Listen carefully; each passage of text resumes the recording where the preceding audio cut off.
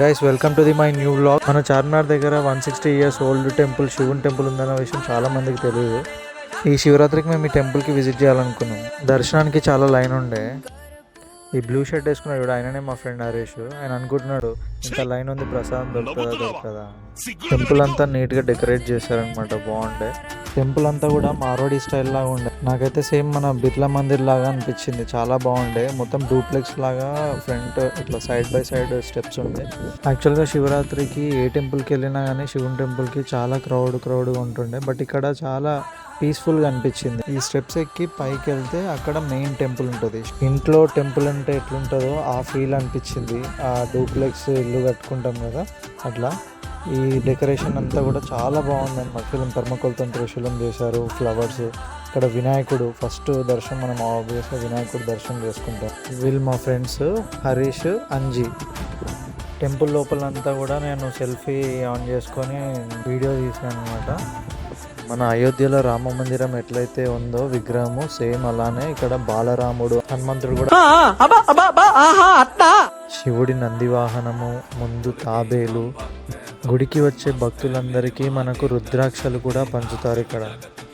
ఆ యొక్క రుద్రాక్షలు మన స్వామివారి పాదాల దగ్గర పూజ చేసి మన అందరికీ కూడా పంచుతారు.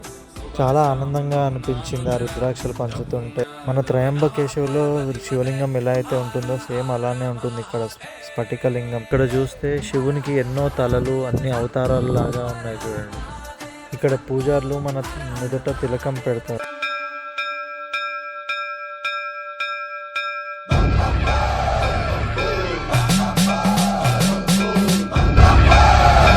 ఇక్కడ శివునికి మన చేతితోనే నీలాభిషేకం చేయిస్తారు. శివలింగాన్ని తాకే అదృష్టం మనకు శివరాత్రి రోజు దొరకడం చాలా అదృష్టం.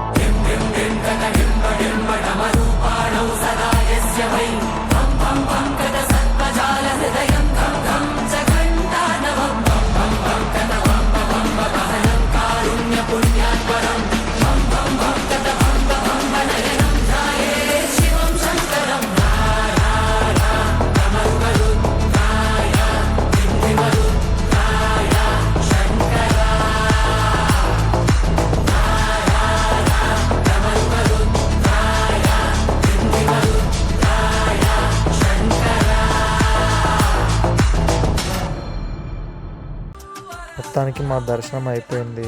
మంచిగా మాకు మొదట బొట్టు గంధంతో మంచిగా బొట్టు పెట్టి తిలకం పెట్టి కొంచెం సేపుగా సెల్ఫీలు ఫొటోస్ దిగేసి అక్కడ నుంచి వచ్చేసి చార్మినార్ కింద భాగ్యలక్ష్మి అమ్మవారి టెంపుల్ దర్శనం కూడా అయ్యింది. Thank you for watching this video.